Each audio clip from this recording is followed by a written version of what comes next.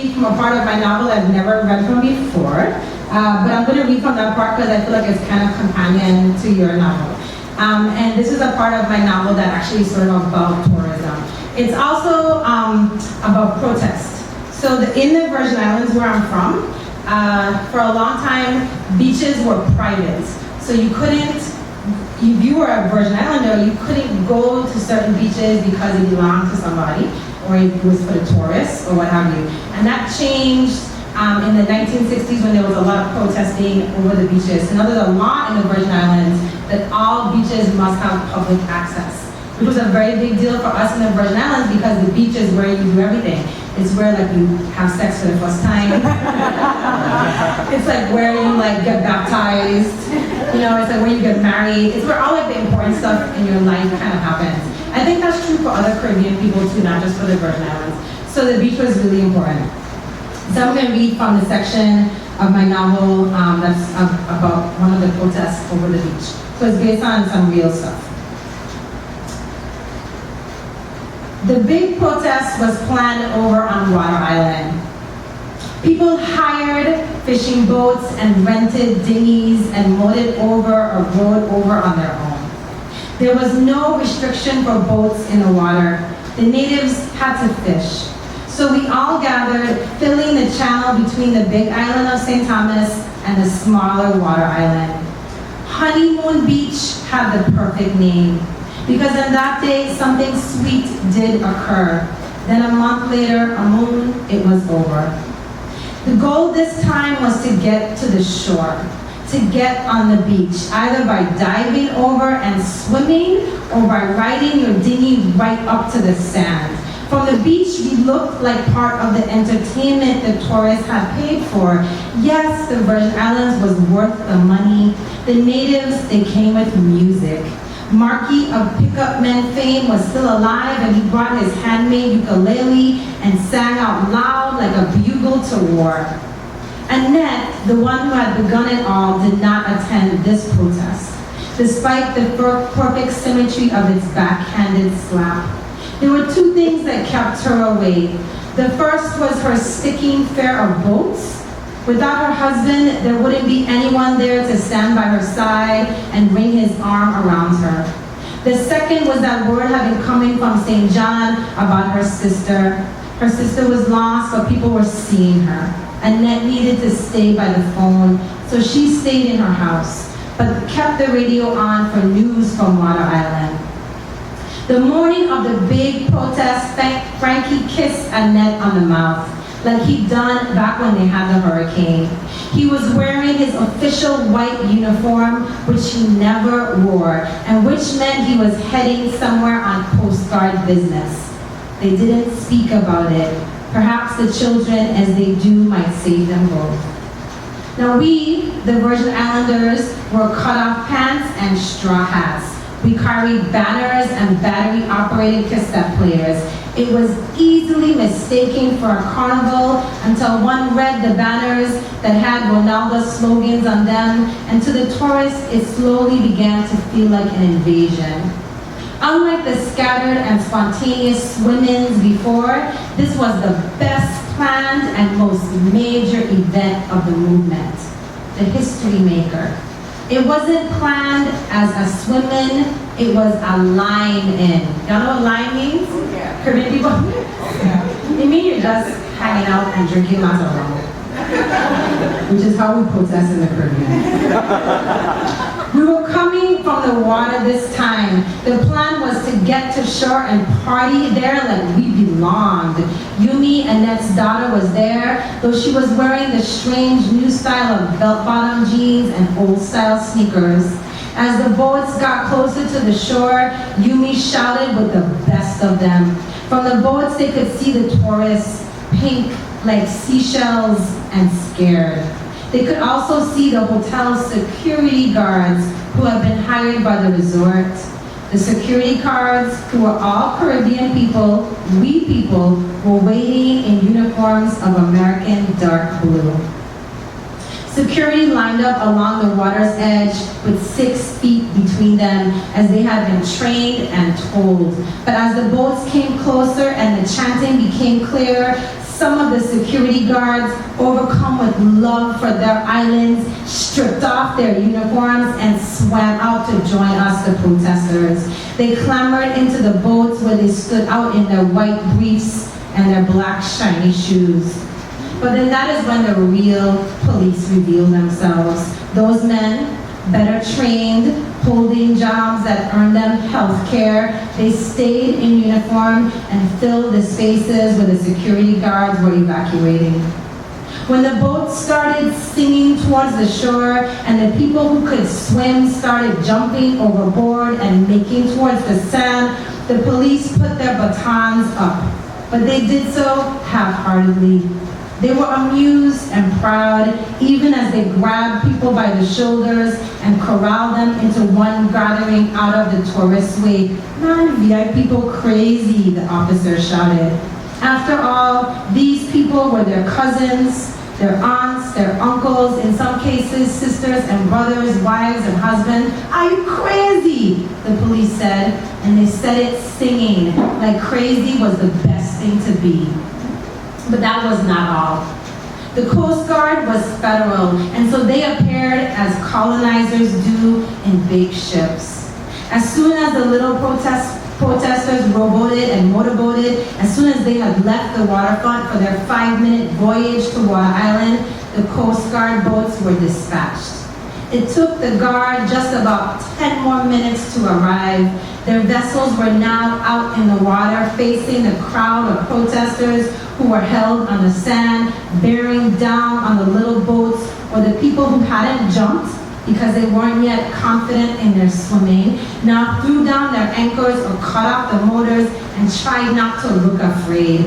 The white Coast Guard commander got on his bullhorn and told those on the beach that they would be uncorralled, and told the ones in the boats that they would not be sunk, and told them all that they would not be arrested, but only if they agreed to go home.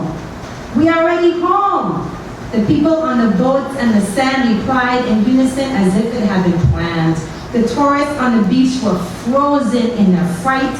They seemed like huge sand sculptures, like Lot's wife, tropical style. They stared at the protest signs stuck in the sand and did not know who were the leeches of the beaches. A revolution? Oh no, the natives are rebelling, but for what? Look how beautiful it is here. Who could not be happy here in this paradise? Who would revolt here? With the Coast Guard there now, the tourists moved slowly, hoping that if they gathered their towels and sunscreen bit by bit, no one would notice them. And no one noticed them at all, because something else was happening, not bit by bit.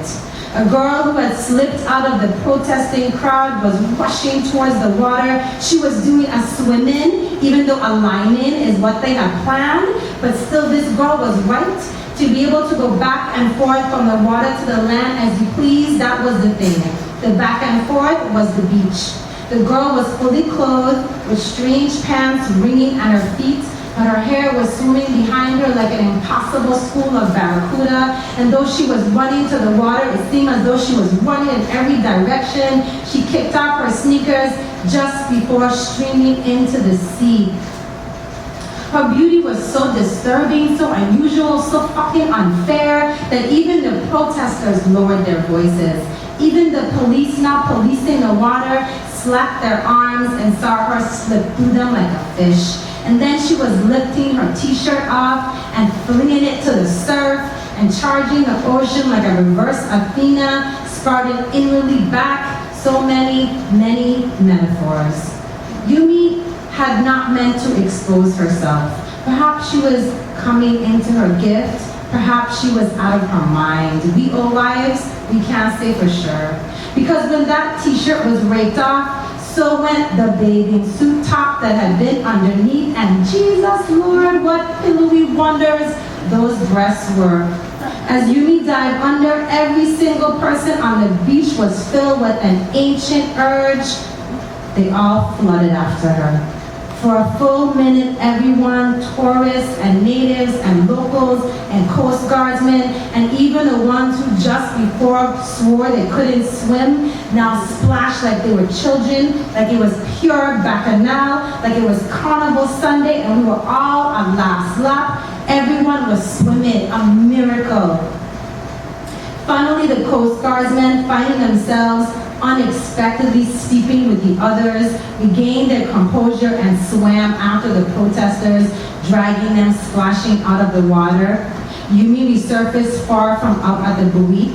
A young hero guardsman stroked out to her. She waited until he was close and then began thrashing and screaming like a banshee. In handcuffs on the shore, her brother Frank was dripping. He saw his sister being reeled out of the water and was glad he had convinced her to come to the protest.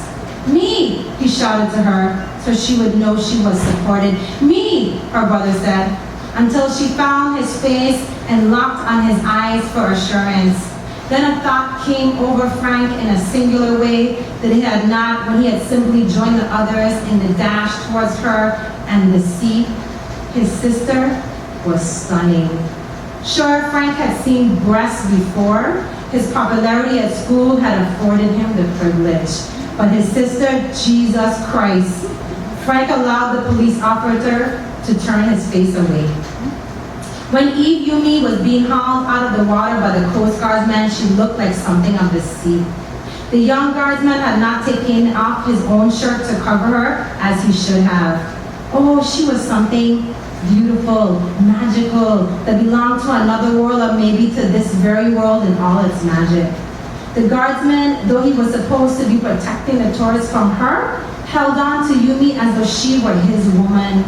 His sunburned hand gripped her high on the waist, right below the breast. Everyone watched as her body was revealed. Everyone waited for the fishtail.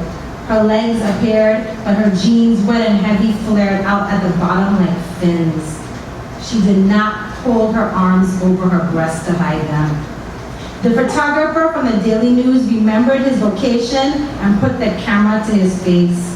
With all that blinding beauty, no one had bothered to study her feet, shielded as they were in the newfangled pants.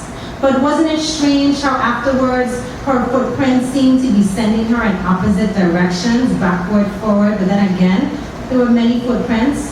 Who is to say for sure which were hers? The young guardsman continued to hold Yumi tight. "I'm sorry, it's just my job. I'm not from around here, but I'm on your side. Me. That's your name, right? Me? Please forgive me, me. It's just my job." He sank this into her neck like a lover's whisper. A group of older guardsmen who had stayed behind in their officious whites and watched through binoculars now dinghied to shore.